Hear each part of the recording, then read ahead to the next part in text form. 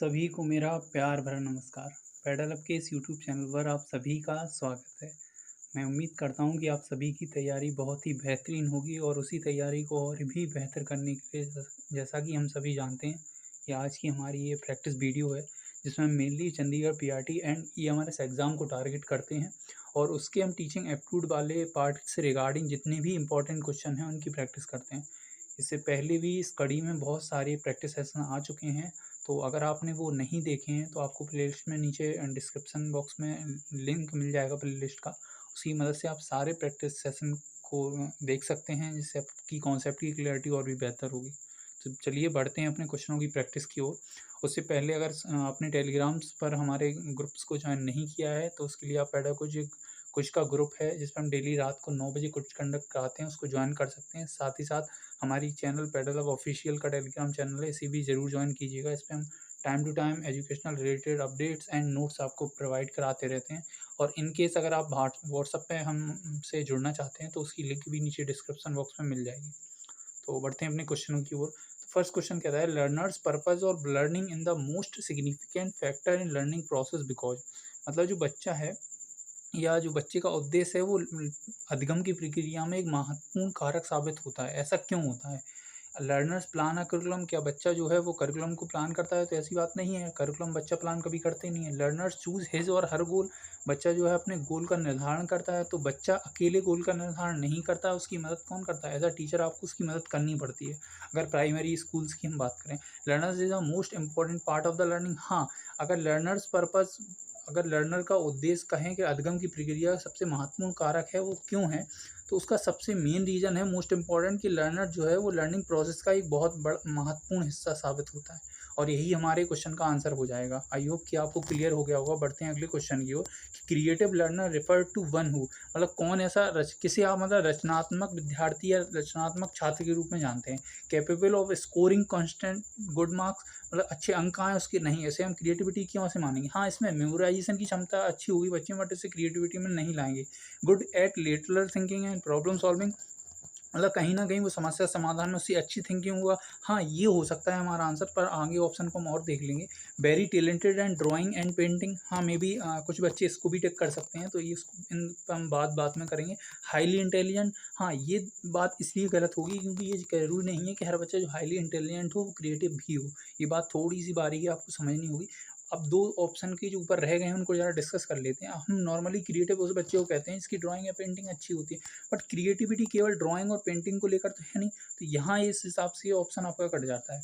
अब बात करते हैं सेकंड ऑप्शन की कि हाँ, बच्चे में प्रॉब्लम सॉल्विंग क्या होती है कि प्रॉब्लम, मान लो ये प्रॉब्लम है, तो इसको सॉल्यूशन के लिए आपको अलग-अलग समाधान सोचने होंगे। और क्रिएटिविटी यही कहती है कि बच्चे की जो थिंकिंग है वो मल्टीपल डायरेक्शन में मूव करेगी, मतलब अलग-अलग चीज़ें वो सोच के लाएगा, वह उसी से बच्चे की क्रिएटिविटी कहीं न कहीं दिखती है। तो इस हिसाब से अपना option number 2 is correct. I hope कि आपको क्लियर हो गया होगा। बढ़ते हैं अगले क्वेश्चन की ओर कि a teacher believes that each child is unique and a special individual and therefore actively involves them in their own education and development. The teacher is adopting, मतलब शिक्षक का ऐसा मानना है कि प्रत्येक बच्चा जो अद्वितीय है, मतलब यूनिक है, और वो अपने विकास में कहीं न कहीं खुद सक्रिय रूप से भागीदारी व्यक्त करता है। तो इस प्रकार की जो कहीं न कहीं मेथड टीचर अडॉप्ट कर रहा है, अप्रोच अडॉप्ट कर रहा है, वो किसके अंतर्गत आप देखेंगे? चाइल्ड सेंटर्ड है, मेथड सेंटर्ड है, टीचर सेंटर्ड है, स्कूल सेंटर्ड है। तो यहाँ कहीं न कहीं बच्चा क्रियाशील होके काम कर रहा है, मतलब जो बच्चा है वो एक्टिवली पार्टिसिपेट कर रहा है चीज़ों को और अपनी चीज़ों में डेवलपमेंट कर रहा है, वो चाहे एजुकेशन हो, चाहे वो नॉर्मल डेवलपमेंट उसका अदर फील्ड में हो। तो ये जो अप्रोच कहलाएगी वो चाइल्ड सेंटर्ड अप्रोच कहलाएगी, है ना? आई होप आपको क्लियर हो गया होगा। तो अगला क्वेश्चन कहता है कि the teacher can be instrumental in protecting the right of the child in the school. One of the important role of the teacher according to RTE is, मतलब बच्चे की अधिकारों की रक्षा के लिए जो इस शिक्षक है वो स्कूल में कई सारी सहायता प्रोवाइड कराता है। तो ये किसके, आरटीई के अंतर्गत आता है। अब आपको ये बताना है कि आरटीई का फुल फॉर्म क्या है और ये कब हमारे देश में लागू हुआ था। इन 2 क्वेश्चनों के आंसर आपको नीचे कमेंट बॉक्स में ज़रूर देंगे। तो बात करते हैं कि इसके अंतर्गत क्या आएगा। क्या टीचर को टीचर सेंटर्ड क्लासरूम बनानी चाहिए? नहीं, नॉर्मली हमें फोकस किस बात पे करनी चाहिए? हमें फोकस इस बात पे करना चाहिए कि ज़्यादा से ज़्यादा हम जो क्लासरूम बनाएं वो स्टूडेंट सेंटर्ड हो, हैं, या लर्निंग सेंटर्ड हो। तो इस हिसाब से ये कट जाता है। डेमोन्स्ट्रेट जेंडर इक्वलिटी, हाँ, ये ज़रूर है कि आरटी के अंतर्गत अगर हमें कहीं न कहीं उनके राइट को प्रोटेक्ट करना है तो हमें समानता लेके चलनी होगी वो जेंडर के बेस पे। तो ये हमारा ऑप्शन बन जाता है इस हिसाब से। मेकिंग द फ़ियरफुल एनवायरनमेंट तो बनाना ही नहीं है, फ़ियरलेस एनवायरनमेंट बनाना है। डिक्रीज़ पीपल पार्टिसिपेशन, ये भी बात इस हिसाब से कट जाती है। तो the correct answer is option number 2। बढ़ते हैं अगले क्वेश्चन की ओर। A student has a problem, मतलब एक बच्चे को समस्या है। He or she ask the teacher what shall I do, मतलब बच्चा टीचर से पूछता है कि मैं क्या करूँ, तो टीचर को क्या करना चाहिए। इग्नोर द स्टूडेंट, इग्नोर तो कर ही नहीं सकता, इस हिसाब से ये कट जाता है। Tell the student what he or would do if he or she and the students place, please ना हटा के यहाँ प्लेस है, तो नहीं, ये टीचर नहीं कहेगा कि मैं तुम्हारी जगह होता तो क्या करता, तो उसे सॉल्यूशन मतलब थ्रू आउट सॉल्यूशन देना, ये भी हमारे टीचर का मोटिव नहीं होता, तो इस हिसाब से ये कट जाएगा। अगला कहता है ask the student questions which will develop the information needed for an intelligent decision, हाँ, उसे ऐसे ऑप्शन ऐसे पॉइंट प्रोवाइड कराएगा जिससे बच्चा खुद सोचने पे मजबूर हो जाए, ताकि वो कहीं ना कहीं प्रॉब्लम के सॉल्यूशन तक पहुंचे। तो यही हमारा करेक्ट आंसर है और ये पॉजिटिव साउंड भी कर रहा है। अगला वाला भी पढ़ लेते हैं। Tell the student the course of action to take after considering his or ability, मतलब क्षमताओं पर विचार करने के लिए कार्रवाई की दिशा में बताएं, तो इस हिसाब से ये भी कट जाए। कहेंगे मेनली हमें उसकी प्रॉब्लम की पॉइंट बता देंगे, अब बच्चा खुद उन की पॉइंट की मदद से प्रॉब्लम के सॉल्यूशन तक पहुंचेगा, यही हमारा मेन मोटिव होता है। पढ़ते हैं अगले क्वेश्चन की ओर। The teacher need to practice the following teaching method, मतलब टीचर को कौन से टीचिंग मेथड को प्रैक्टिस करना चाहिए, आवश्यकता होती है। Lecture method, interactive method, narrative या नन। तो यहाँ नॉर्मली हो सकता है कई बच्चे आंसर लेक्चर मेथड लगा रहे हो, बट आपको क्वेश्चन को बड़े ध्यान से पढ़ना है। इसमें बोला गया है टीचर को नीड टू प्रैक्टिस, मतलब किसकी आवश्यकता है, किसको अभ्यास करना चाहिए। ये नहीं पूछा कि नॉर्मली इस सिचुएशन में कौन सा मेथड लगेगा, ठीक है। तो टीचर नाम पढ़ के आप लेक्चर मेथड मत लगाइएगा, इसका जो सही आंसर होगा वो है इंटरेक्टिव मेथड, मतलब ये एज अ टीचर आपको प्रैक्टिस में लाना होगा इस मेथड को, जिससे बच्चे ज़्यादा से ज़्यादा लर्निंग में भागीदारी करें, है ना। बढ़ते हैं अगले क्वेश्चन की ओर कि which of the following is not a characteristics of a teacher centred approach, मतलब कौन सा टीचर सेंटर अप्रोच का करेक्टरिस्टिक नहीं है, यहाँ बोला गया नॉट। तो पढ़ते हैं ऑप्शंस को कि students are writing down the dictation given by the teacher, हाँ, ये टीचर सेंटर अप्रोच है, तो इस हिसाब से ये कट जाएगा। Student are developing different models using clay and paper in groups, इसको बाद में हम डिस्कस करेंगे। Teacher demonstrate an activity to student, हाँ, ये टीचर डिमॉन्स्ट्रेट कर रहा है तो टीचर सेंटर्ड है।